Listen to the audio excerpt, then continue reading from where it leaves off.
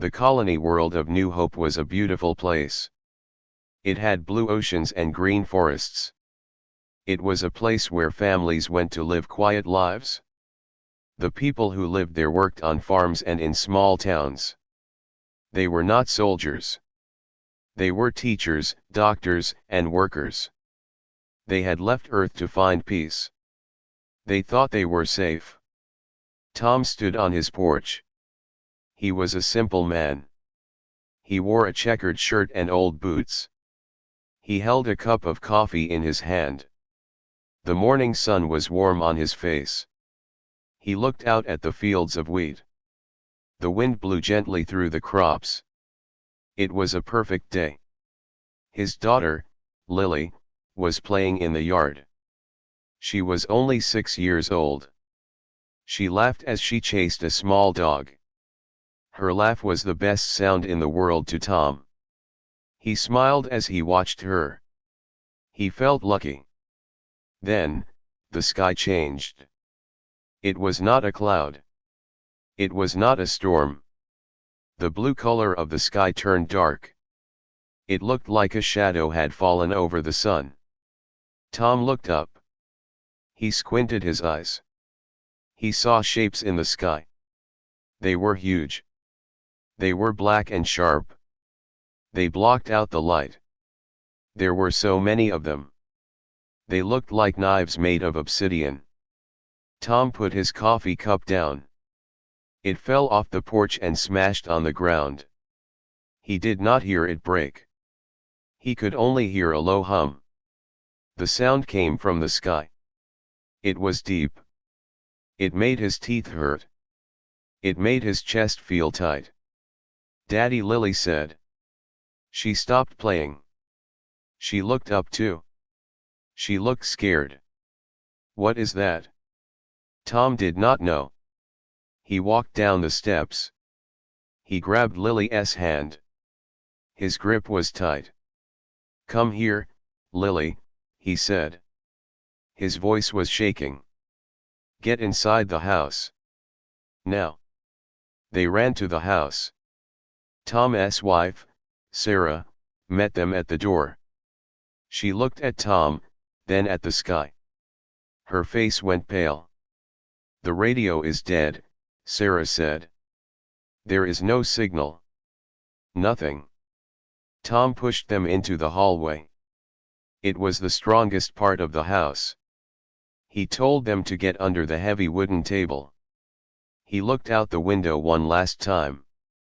The black ships in the sky were not moving. They were just hanging there. They were silent now. The hum had stopped. The silence was worse than the noise. It felt like the whole world was holding its breath. High above the planet, the Vex fleet waited. The Vex were an old race. They did not like other species. They believed they were the only ones who deserved to exist. Their ships were cold and efficient. They did not have names, only numbers. The commander of the fleet was High Executor Krell. He sat in his command chair. He did not look like a human. He was tall and thin, with gray skin and black eyes. He had no feelings. He looked at the image of the blue planet on his screen. "The infestation is confirmed," Krell said. His voice was flat. "They are weak. They have no defenses. Burn it." The order was sent instantly. Hundreds of ships opened their bellies. They dropped long, silver rods from orbit. These were not bombs. They were kinetic rods. They were simple and deadly. They fell from space. They moved faster than sound. They glowed red-hot as they hit the atmosphere. On the ground, Tom saw the first streaks of light. They looked like falling stars. But there were too many of them. "Stay down!" Tom yelled. He threw himself over Lily and Sarah. Then, the world ended. The first rod hit a city 50 miles away. The flash was so bright it turned night into day. A few seconds later, The ground shook. It was a massive earthquake. Tom's house groaned. Pictures fell off the walls. Dust rained from the ceiling. Then another rod hit. And another. They did not aim for military bases. There were no military bases. They aimed for people. They aimed for towns and farms. The sky rained fire. New Hope was an agricultural world. It was soft. It burned easily. Forests turned to ash in seconds. Oceans boiled. The shock waves flattened houses like they were made of paper. Tom could hear the wind howling outside. It was a hot wind. It smelled like burning metal and sulfur. Lily was crying. Sarah was praying. Tom held them tight. He closed his eyes. He knew there was no escape. There was nowhere to run.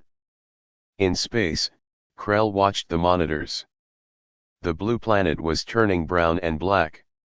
Smoke covered the surface. "Report," Krell said.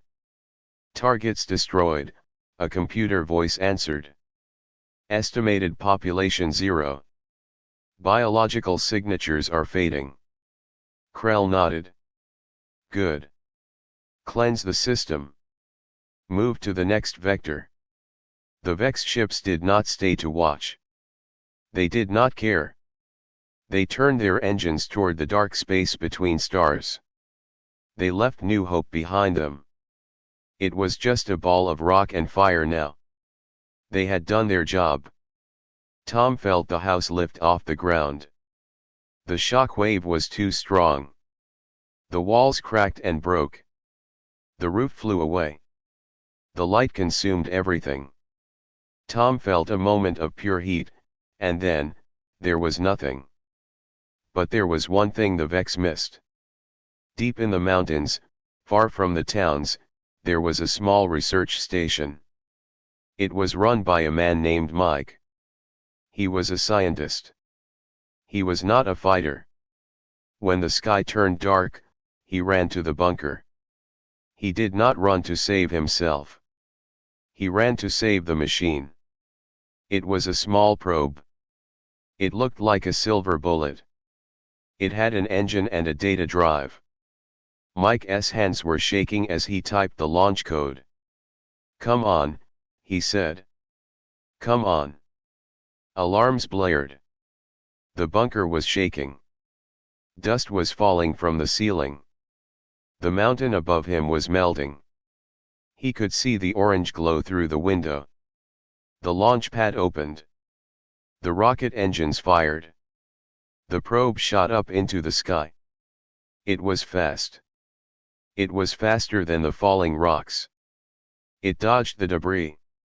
It flew through the smoke. It flew past the burning clouds. Mike watched the screen. The probe made it out of the atmosphere. It entered the silence of space. It saw the Vex ships in the distance, leaving. It did not chase them. It was not smart enough to fight. It had one mission. It turned its sensor array away from the burning planet. It locked onto a distant star. It locked onto the Sol system. It locked onto Earth. The probe engaged its warp drive. In a flash of light, it vanished. It carried the black box data. It carried the video of the burning cities. It carried the last record of millions of people dying. 3 weeks later, the probe dropped out of warp near Mars.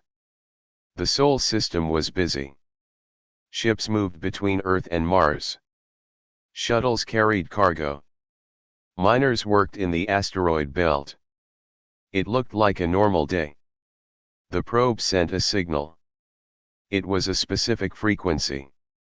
It was a code that had not been used in a long time. It was a distress code. But it was not just a distress code. It was the Skyward Protocol. The signal was picked up by a relay station on the Moon. The computers processed the data. The data packet was heavy. It contained the logs of the Vex attack. The message was forwarded to Earth.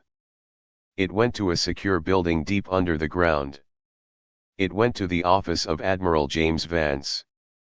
Admiral Vance was an old man. He had white hair and a stern face. He had served in the Space Navy for 40 years. He sat at his desk. He was drinking tea. He looked tired. It was late at night. A light flashed on his console. It was a red light.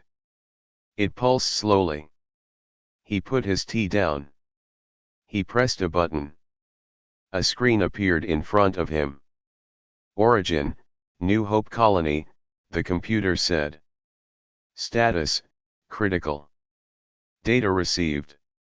Vance frowned. New Hope was a peaceful colony. They should not be sending critical data. He opened the file. He saw the video. He saw the black ships. He saw the rods falling. He saw the maps of the planet. The maps showed thermal signatures. Millions of thermal signatures, blinking out of existence. He saw the list of names. He saw the name Tom. He saw the name Lily. Vance watched for 10 minutes. He did not move. He did not blink. His face did not change expression. But his eyes went cold. They became like ice. The video ended. The screen went black. Then, a single text appeared on the screen. It was the final message from the research station. They burned us all. Do not let this be the end. Vance sat back in his chair. He took a deep breath. He looked around his office. It was quiet. The lights hummed softly. Outside this room, billions of people lived their lives. They had no idea what happened. They had no idea that monsters were out there. Vance stood up. He walked to the wall. He placed his hand on a biometric scanner. The wall slid open. It revealed a safe. Inside the safe was a red key card. It was simple and plastic. On it, it said Operation Thunderclap. He took the key card. He walked back to his desk. He inserted the card into his main console. Authentication confirmed, the computer said. Warning, you are about to initiate Protocol Thunderclap. This is a Level 1 emergency action. Confirm, Vance said. His voice was steady. Target, unknown hostile force, estimated fleet requirement, maximum. Vance looked at the screen. He thought about the people on New Hope. He thought about the little girl and the dog. Execute, he said. The signal went out. It did not go to Earth. It went to the asteroid belt. It went to the moon. It went to the deep space shipyards that were hidden behind the moon. For 50 years, humanity had been preparing. They had seen the stars. They knew there were things in the dark. They had built a fleet in secret. It was the largest project in human history. They had built ships not to explore, but to fight. They had built 500,000 warships. In the asteroid belt, huge lights turned on. Camouflage nets fell away, revealing the hulls of massive dreadnoughts. Engines roared to life. The silence of space was broken. On Earth, people looked up. They saw the night sky light up. They did not know what was happening. But Admiral Vance knew. Give the order, Vance said to the fleet commanders. Form up. Set course for the Vex home coordinates. They burned a human colony, Vance said to the empty room. Now, Earth answers. The ships began to move. It was a slow movement at first. Then, they accelerated. 500,000 ships pointed their bows toward the darkness. They were ready to go to war. The Sol system was busy, but not in the way people thought. On Earth, life went on. People went to work. They drank coffee. They watched the news about the tragedy on New Hope, but it felt far away. They were sad, but they felt safe. Earth had a strong fleet, or so they believed. But the real safety was not the fleet patrolling the inner planets. The real safety was hidden in the dark, past Mars, deep in the asteroid belt. Mike stood on the hull of a massive space station. He was just a dock worker, but today he felt like he was part of history. He wore a bright orange suit and held a magnetic tool in his hand. Above him, the sky was not blue. It was filled with millions of rocks. But the rocks were not just rocks anymore. For 50 years, humanity had been playing a trick. They had built these stations inside hollowed-out asteroids. From the outside, they looked like normal space debris.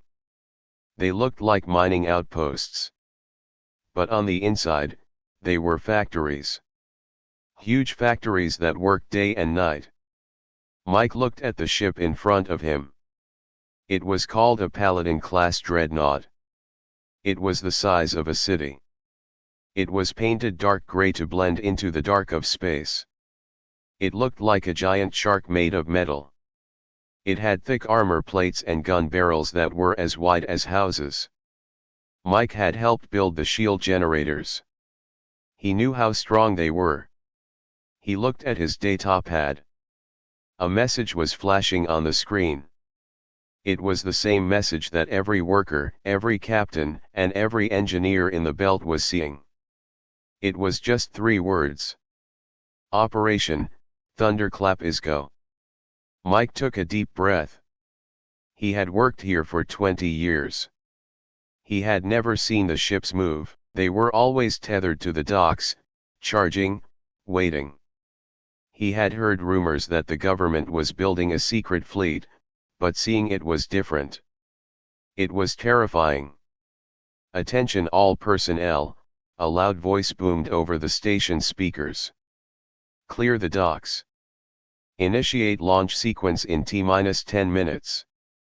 Repeat, clear the docks. Mike scrambled.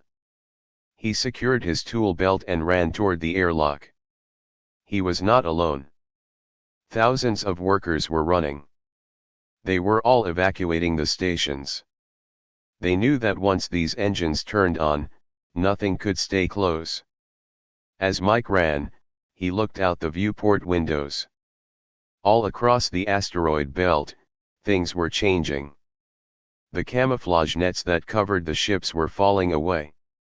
It looked like a snake shedding its skin. Under the nets, there were not just a few ships. There were thousands. Then, as the nets fell further, he saw tens of thousands. The sheer number was impossible. Mike stopped running for a second. He pressed his hand against the glass. He could see other stations in the distance. They were all waking up. The lights on the ships flickered on, one by one. It was like a string of Christmas lights stretching across the solar system. There were so many ships that they were bumping into each other gently in the zero gravity. "This is crazy," a voice next to him said. It was another worker named John. He looked pale. "There must be 500,000 of them. Who are we fighting?" "The ones who killed New Hope," Mike said quietly. Suddenly, the station shook. The deep rumble of the ship's engine starting vibrated through the metal floor. It was a low, terrifying sound. It felt like the heartbeat of a god. Meanwhile, on the bridge of the flagship, the UES Resolute, Admiral James Vance stood silently. The bridge was huge. It was filled with screens and officers. Everyone was rushing around, checking data and fuel levels. But Vance was still. He stood in front of the main window, looking out at the fleet. His second in command, Captain David, walked up to him. David was younger, with dark hair and a sharp uniform. He looked nervous, but excited. "Admiral," David said. "All ships report ready. The drive cores are charged. We are waiting for your command." Vance nodded. "And the people?" "They have been told to stay indoors," David said. "The astronomers are going to have a fit. They can see the fleet from Earth. They know something is happening." "They don't know the half of it," Vance said. Vance pressed a button on his chair. His voice was broadcast to every single ship in the fleet. 500,000 ships. 3 million crew members. Everyone heard him. "Soldiers of Earth," Vance said. His voice was calm. It did not shake. 2 weeks ago, a colony died. New Hope. They were our brothers, our sisters, our children. They were burned by an enemy who thinks we are weak. They think we are prey." Vance paused. He looked at a photo on his console. It was a picture of the colony before the attack. Green and blue. "They made a mistake," Vance continued. "They thought they could kill us and run away. They thought we were too divided, too soft to fight back. They do not know us. We do not fight for honor. We do not fight for glory. We fight to survive. And when we fight, we do not stop until there is nothing left of the enemy. Today," Vance said, his voice getting harder, "we take the sky away from them. Today, we show the galaxy why you do not poke the bear." "Set coordinates for the Vex home system," Vance ordered. "Engage warp drives on my mark." The bridge crew worked fast. On the screen, a map of the galaxy appeared. A red line traced from Earth to a distant star. It was a long way. But the engines of these ships were not normal. They were built for speed and power. "Mark," Vance said. In the asteroid belt, 500,000 ships ignited their engines at the exact same time. The light was blinding. It was brighter than the sun. For a few seconds, the asteroid belt was the brightest thing in the solar system. The energy released was massive.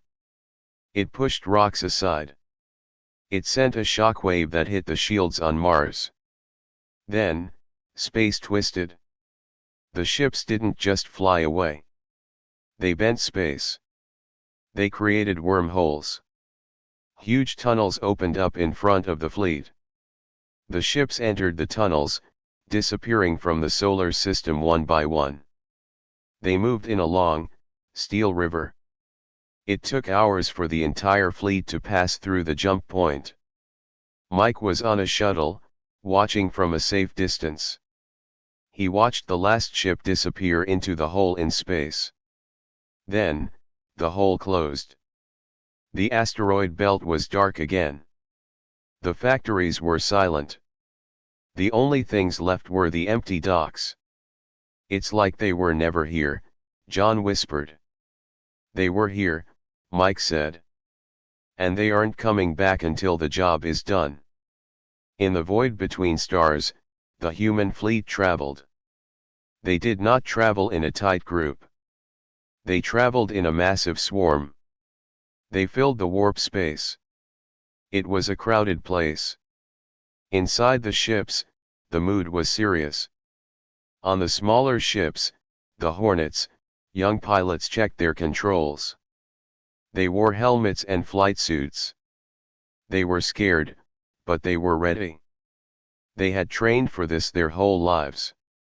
In the mess halls of the big ships, Marines cleaned their rifles. They sat around metal tables. They didn't talk much. They looked at photos of their families. They thought about the people on New Hope. They thought about Tom and Lily and the others they never met. They felt a fire in their chests. It was not hate, Exactly. It was a cold determination. The fleet moved fast. They crossed the distance in days.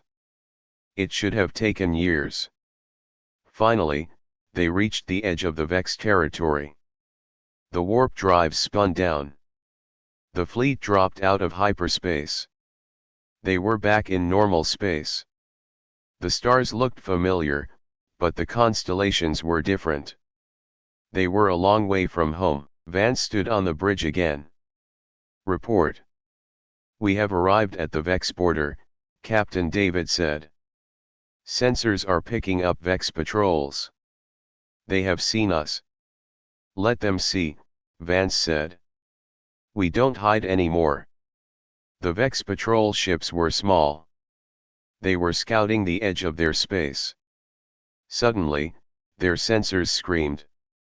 They saw a mass of metal appear in front of them. The patrol captain, a Vex officer, looked at his screen in confusion. He saw 500,000 contacts. His computer could not even count them. It just flashed the word error. The Vex captain sent a message back to his leaders. "Something is coming. It is a storm. A storm of metal." Vance looked at the fleet on the screen. It stretched out for thousands of miles. 500,000 warships. All of them armed. All of them angry. "Target their capital," Vance said. "Do not slow down. Do not stop for small fights. We go straight to the heart." "Sir, the gravitational displacement of this many ships will alert them immediately," David said. "Good," Vance said. "I want them to be afraid. I want them to know we are coming before we get there." The engines roared again. The 500,000 ships accelerated. They moved toward the Vex stars like a tidal wave. They were not a navy. They were a force of nature. And Earth was not asking for answers anymore. They were bringing the fire. The journey to the enemy's heart had begun. There was no turning back. The Vex home system was called Vex Prime. It was the center of their empire. It was a place of order and cold logic. Around the main star, there were 10 planets. The inner planets were covered in huge metal cities. The outer planets were shipyards and factories. Millions of Vex lived there. They worked. They built. They believed they were the masters of this part of the galaxy. They had never lost a war. They had never been challenged. High Executor Krell was in his palace on the main planet. It was a tall building made of black glass. He sat on a throne that looked like it was made of machine parts. He was happy. The destruction of the human colony had been a success. His fleet was returning home. They brought back data and trophies. Krell felt proud. He thought the humans were like insects. You step on them, and they are gone. He did not think about them anymore. He looked at a holographic map of the galaxy. He saw the dot that represented Earth. It was small and far away. He waved his hand, and the map changed. He looked at the schedules for the shipyards. He was planning to expand his territory even more. He wanted to take more planets. He felt safe. The defenses around Vex Prime were strong. Thousands of defense platforms orbited the star. Mines and sensors watched the empty space. Then, an alarm rang. It was not a normal alarm. It was a deep, shaking sound that echoed through the palace. Krell stood up. He looked angry. "What is that?" he asked. "Why are the alarms sounding?" A Vex guard ran into the room. The Vex did not usually run. They walked with slow, steady steps. This guard was running. "Executor. We have a gravitational anomaly," the guard said. His voice was shaking. It is massive. Krell walked to a large window. He looked out at the sky. The sky above the city was usually clear and full of stars. But now, the stars were disappearing. It was not a cloud. It was not an eclipse. The space between the stars was turning gray. It was turning into the color of steel. The sensors, Krell said. How many ships is it a fleet? The guard looked at his data pad. His eyes went wide. The computer cannot calculate, sir. There are too many signatures. It says, 500,000. Krell stared at the guard. 500,000, that is impossible. The humans do not have that many ships. No one has that many ships. They are here, the guard whispered. Suddenly, the sky tore open. The human fleet did not arrive at the edge of the system. They did not come in slowly. They used a superweapon jump. They warped space so hard that they appeared right on top of the Vex home world. The jump was so strong that it shook the planet. Tidal waves rose in the oceans. Buildings swayed. One moment, the sky was black. The next moment, it was full of human ships. They were everywhere. They filled the sky. There was no empty space between them. It looked like a wall of metal had fallen from heaven. The sunlight reflected off their hulls. It was blindingly bright. Captain David stood on the bridge of the UES Resolute. His ship was in the front line. He could see the Vex planet below him. He could see the defense platforms. Shields up, David said. His voice was calm. Lock all weapons on the defense platforms. The crew moved like machines. They had trained for this. Firing solution ready, the tactical officer said. David looked at the main screen. He saw the Vex ships trying to move. They were confused. They were crashing into each other. They had never seen an armada this size. Fire, David said. The UES Resolute shuddered. Massive railguns fired from the belly of the ship. The shells were the size of cars.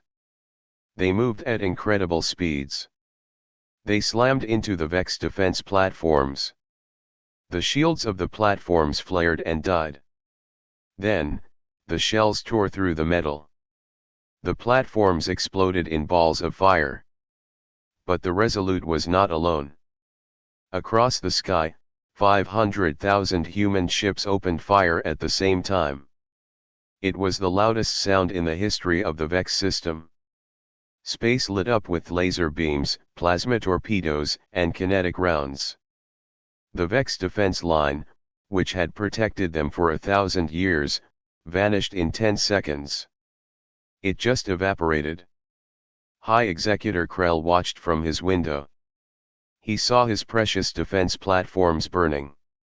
He saw debris falling toward the city. How he screamed. How are they doing this? Enemy ships are launching drop pods, a voice said over the intercom. They are targeting the capital, they are targeting the shipyards. Krell ran back to his command center. He looked at the tactical map. It was a sea of red dots. The red dots were overwhelming the blue dots of the Vex fleet. The Vex ships were trying to shoot back, but it was useless. For every Vex ship that fired, 10 human ships fired back. The Vex were used to battles of strategy. They tried to flank the enemy. They tried to outmaneuver. But they could not flank an ocean. The human fleet was so big that the Vex ships were surrounded. They couldn't move left because there were human ships there. They couldn't move right because there were human ships there too. They were trapped. Alex was a sergeant in the Human Marine Corps.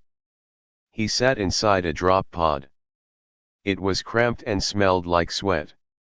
He held his rifle tight. His helmet was on.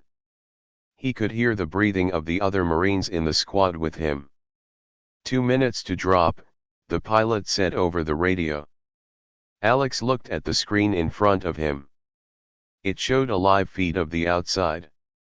He could see the Vex planet getting closer. It was an ugly-looking planet, all gray and brown. "I never thought I'd see an alien planet," a young Marine named Jack said. He sounded nervous. "Focus on the mission," Alex said. "We secure the landing zone. We take the spaceport. We don't stop." "What if they are strong?" Jack asked. Alex looked at him. "Look out the window, kid. We have 500,000 ships up there. There is nothing strong enough to stop that." The drop pod shook violently. They were entering the atmosphere. The heat shield glowed red. The gravity pressed Alex against his seat. "Brace for impact," the pilot yelled. The pod hit the ground with a thud. The door blew open. Alex was the first one out. He ran down the ramp. The air was thin and cold. He was in a plaza in the middle of the Vex capital. The buildings were tall and spiky. But the city was in chaos. The sky was burning from the human bombardment. Vex civilians were running. They were not warriors. They were workers. They looked at the humans with pure terror. They had always been the ones destroying others. They did not know how to be the victims. "Move!" Alex yelled. He fired his rifle at a group of Vex soldiers who were trying to set up a gun. The humans had better armor and better weapons. The Vex bullets bounced off Alex's energy shield. His bullets cut the Vex soldiers down. All across the planet, thousands of drop pods were landing. The human army was pouring onto the streets. Tanks rolled out of larger transport ships. Fighter jets screamed overhead, blasting Vex strongholds. Up in space, Admiral Vance watched the invasion. The battle was going exactly as he planned. "Report," Vance said. "We have total air superiority, sir," Captain David said. He looked happy, but in a cold way.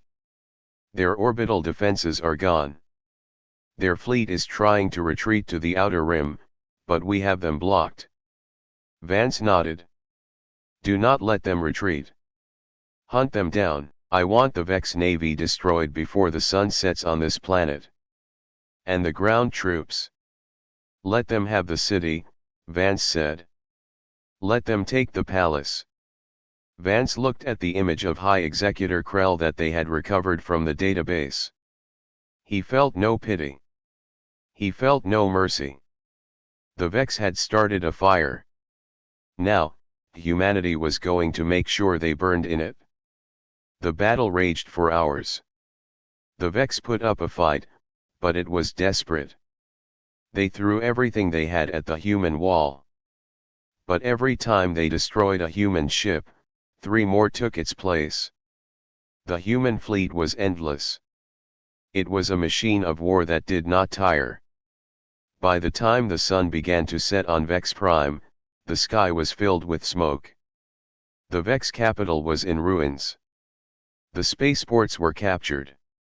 The shipyards were burning hulks. High Executor Krell sat in his command center. His guards were dead. His screens were black. He could hear the sounds of human boots in the hallway outside. He had never felt fear before. It was a cold feeling in his stomach. He looked at his weapon. He thought about fighting. But then he thought about the 500,000 ships in the sky. He realized that fighting was pointless. He sent a message. A simple message on an open frequency. "We surrender," Krell said. "Please, stop." The message reached the UES Resolute.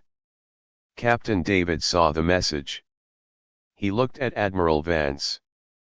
"Sir, they are surrendering," David said.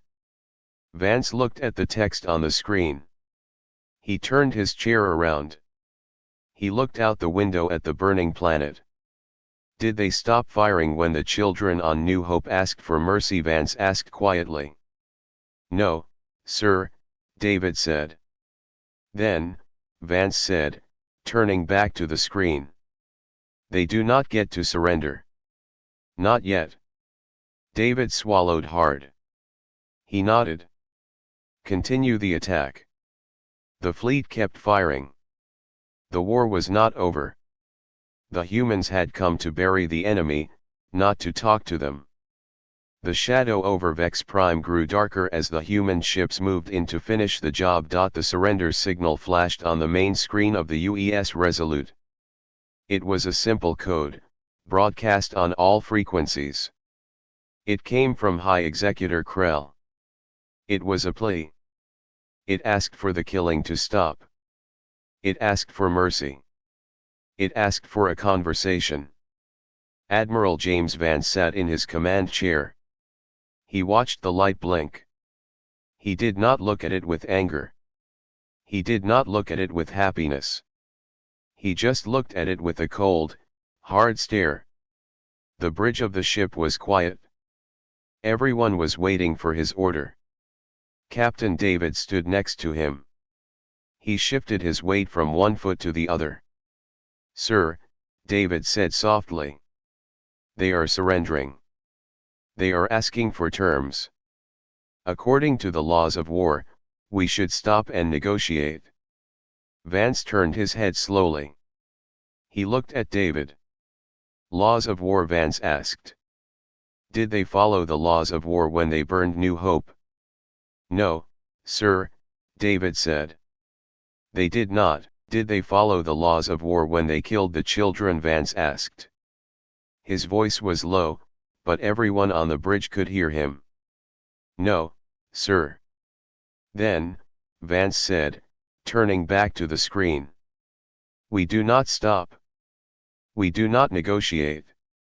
Relay my orders to the fleet. The surrender is rejected. Continue the attack. David took a deep breath. He felt a shiver go down his spine. But he was a soldier. He followed orders. Yes, Admiral. Relaying orders. All ships, continue fire.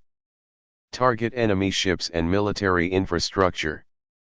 Do not cease. The signal went out to the 500,000 ships. The human fleet did not pause. The barrage of fire that was raining down on the Vex home world did not stop. If anything, it got louder. On the surface of Vex Prime, the city was a nightmare. Alex and his squad of Marines were moving through the streets. They walked over broken glass and twisted metal. The air smelled like burning plastic and ozone. Vex civilians were running in every direction. They were screaming.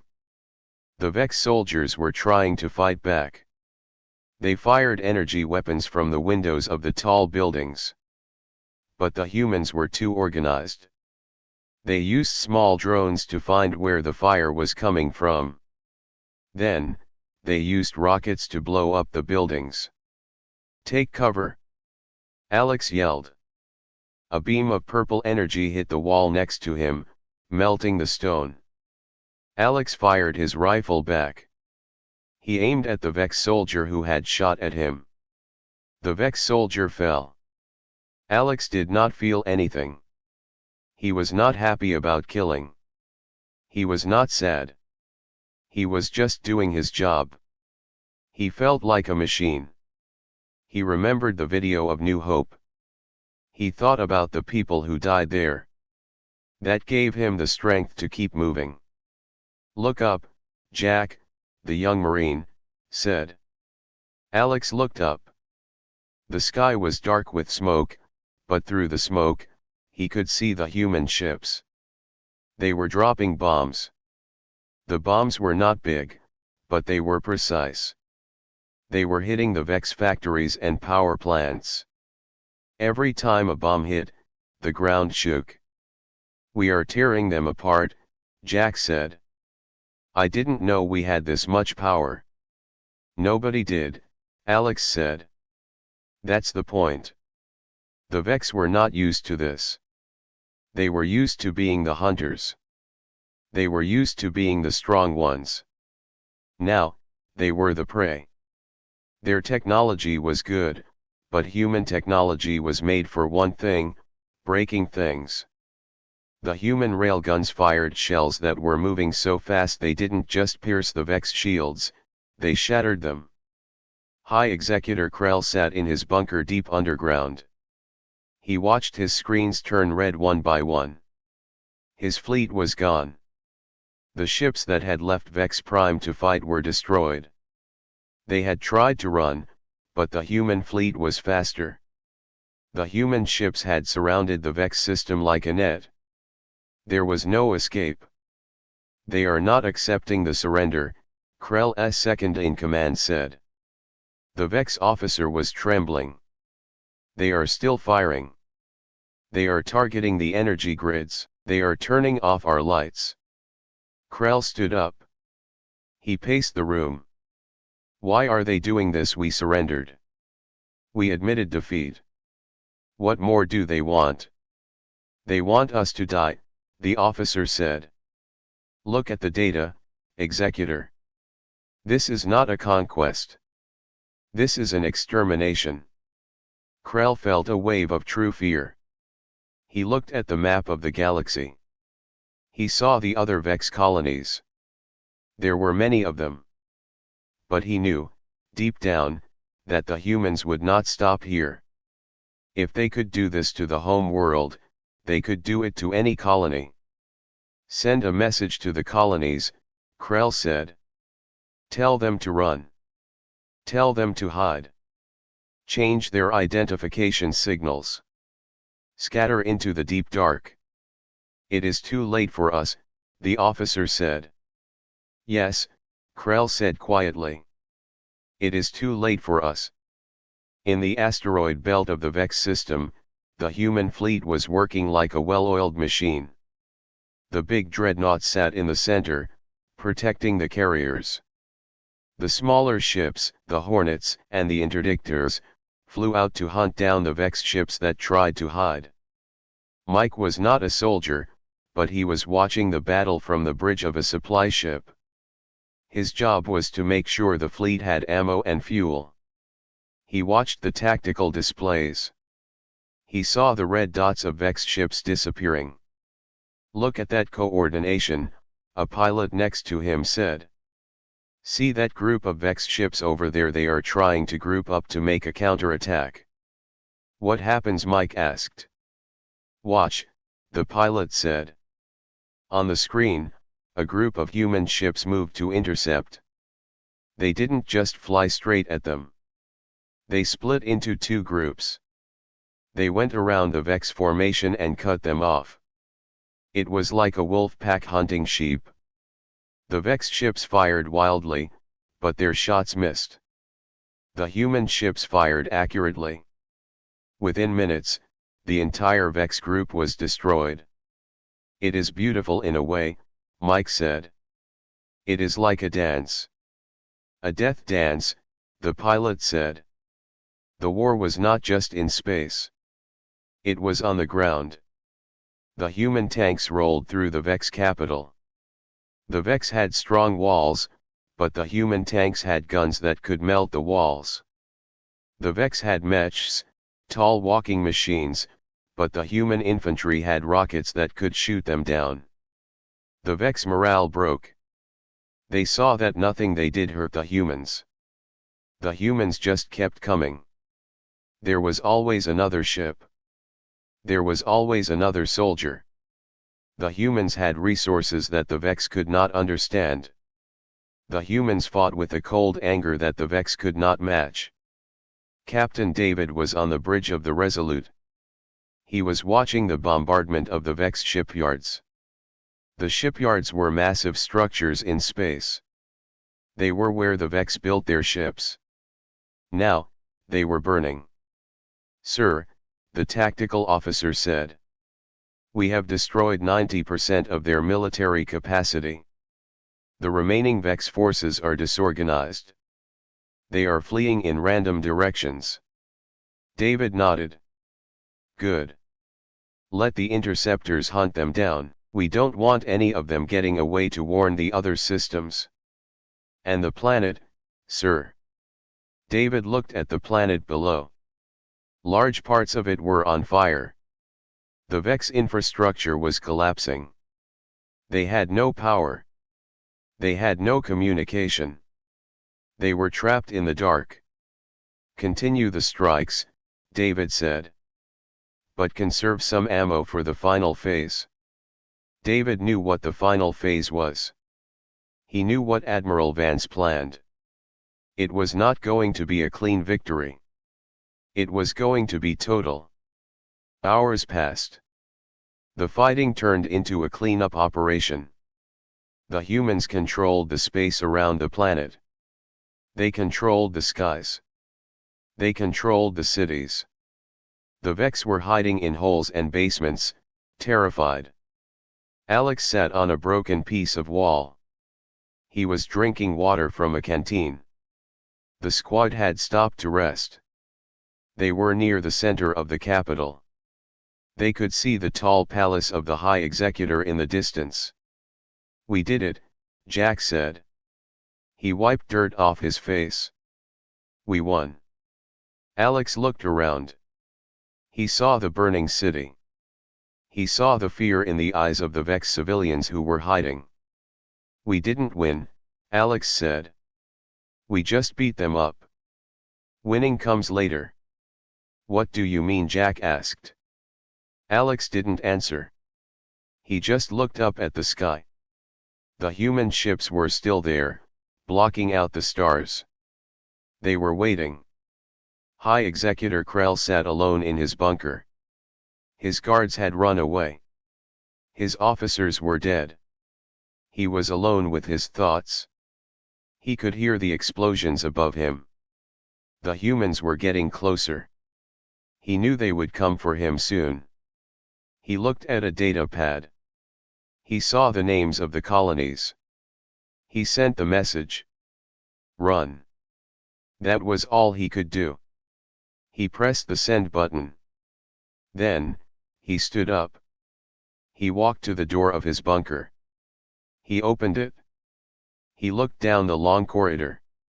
He heard the sound of human boots marching toward him. Heavy, rhythmic boots. The sound of his doom. Krell closed his eyes. He thought about the colony of New Hope. He thought about the fire he had rained down on them. He realized that the fire had come back to him. Revenge, he whispered. It is a fire that burns everything. The boots stopped outside his door. A laser cutter began to slice through the lock. The bright red light shone into the dark room. Krell did not resist. He just waited for the darkness to take him. The war was over for Vex Prime. But for humanity, the message had just been sent. The heavy metal door to High Executor Krell's bunker fell with a loud crash. The smoke from the laser cutter filled the room. Krell stood in the middle of the room, his hands by his sides. He did not have a weapon. He was the leader of the Vex, but he looked small and tired. Through the smoke, 3 human soldiers walked in. They wore black armor that looked like the shell of a beetle. Their faces were hidden behind dark visors. They carried large rifles that were pointed at the floor. The middle soldier took off his helmet. It was Alex. Krell looked at him. He expected to see hate. He expected to see a monster. But Alex just looked calm. He looked like a man who had finished a long day of work. You are Krell? Alex asked. His voice was flat. I am, Krell said. His voice shook a little. I surrender. I have valuable information. I can give you codes to our other colonies. I can help you. Stop the attack. Alex looked at the other 2 soldiers. Then he looked back at Krell. The Admiral does not want your codes, Krell. We don't need your help. Then what do you want? Krell asked. I am the leader. Taking me prisoner will end the war faster. The war is already over, Alex said. He picked up his helmet. He turned around and walked toward the door. Do what you want. Krell was confused. Wait. Where are you going? You are not taking me. We are not the jailers, Alex said without turning back. We are the cleaners. Alex and his squad left the bunker. They left the door open. Krell stood there, alone. He did not understand. Then, he heard a low rumble. It came from the sky. It was a sound that made his bones vibrate. He looked up, even though there was only a stone ceiling above him. He knew what was happening. High above the planet, the UES Resolute floated in space. The view from the bridge was terrifying. The planet Vex Prime was burning. Thick clouds of smoke covered the land. But there were gaps in the smoke. Through those gaps, one could see the destruction. The cities were gone. The metal towers were melted. The oceans were boiling. Admiral James Vance stood at the window. His hands were clasped behind his back. Captain David stood next to him. David looked pale. He looked at the planet, then at the Admiral. The ground teams have secured the palace, David said. Krell is alive. But he is alone. Vance nodded. Good. Sir, David said. He hesitated. We have won. Their fleet is dust. Their defenses are gone. We control the orbit. Why are we still firing the main guns? Vance turned to look at David. Vance's eyes were cold. They were the eyes of a man who had seen too much death. You remember the video, David, the video of New Hope? Yes, sir. Do you remember what they did? Vance asked. They burned it. They burned it all. There was nothing left. No buildings. No bodies. Just ash. David looked down.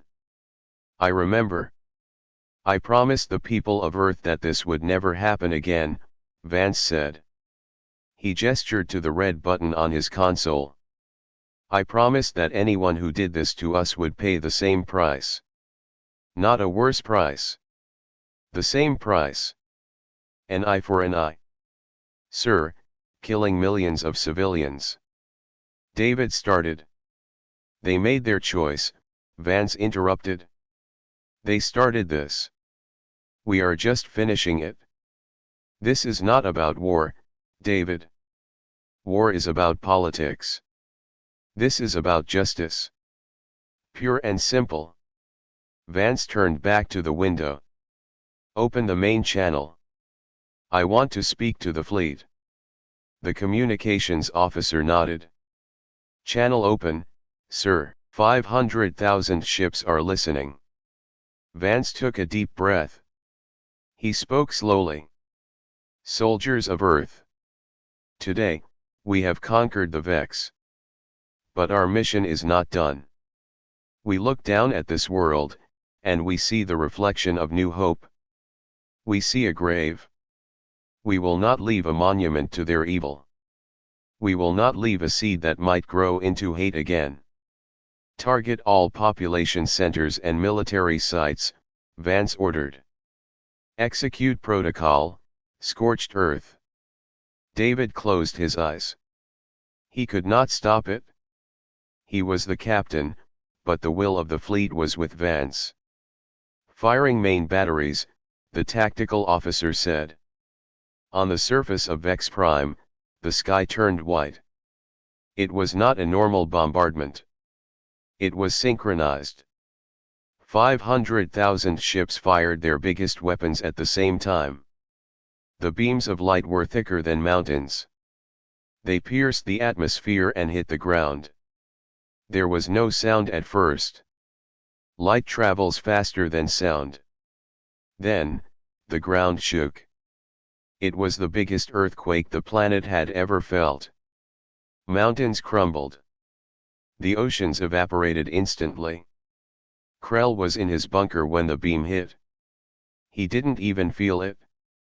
The energy was so intense that the bunker simply vaporized. Krell turned into gas in a fraction of a second. He became part of the cloud.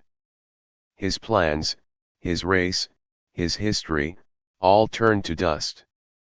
Alex and his squad were in their drop ship, flying away from the city. They looked back out the window. It was bright. Too bright. They had to lower their visors. "My God," Jack whispered. Are we really doing this?" Alex stared at the light. "We are," he said. "Don't look away, Jack. You need to see it. You need to know what humans are capable of." The beams continued for 1 hour. They did not stop until the surface of the planet was smooth. They did not stop until the Vex Prime was just a ball of molten rock. There were no cities left. There were no people left. It was a dead world. Finally, the beam stopped. "Cease fire," Vance said. The silence that followed was heavy. The only sound was the hum of the ship's engines. "Report," Vance said. "Planet surface is sterilized," the tactical officer said. "No life signs. No structures. Just lava and rock." Vance nodded. "Good." David walked up to Vance. "It is done. They are gone." "Yes," Vance said. "They are gone." Vance looked at the star map on the screen. There were other Vex colonies. They were far away. They had not been attacked yet. They were receiving the signal from Vex Prime. They were running. They were scattering into the dark space, changing their names, hiding. "Should we hunt them?" Sir David asked. "We have the fleet. We could chase them down." Vance looked at the map for a long time. He thought about the cost. He thought about the 500,000 ships. He thought about the soldiers. "No," Vance said. "Don't chase them." David was surprised. "But sir, they might come back." "They won't come back," Vance said. "Let them run. Let them tell the story. Let them go to every corner of the galaxy and tell everyone what they saw. Tell them that Earth is not weak. Tell them that if you burn a human colony, Earth will come for you. Tell them that we have 500,000 ships and we are not afraid to use them." Vance turned to the fleet. "Set a course for home." The order went out. The massive fleet began to turn. It took a long time for 500,000 ships to turn around. It was like a giant snake uncoiling. On the ground, there was nothing left but heat. But in space, the humans were leaving. The journey back to Earth was quiet. There were no celebrations. There was no music. The crew members sat in the mess halls, drinking coffee and looking out the windows.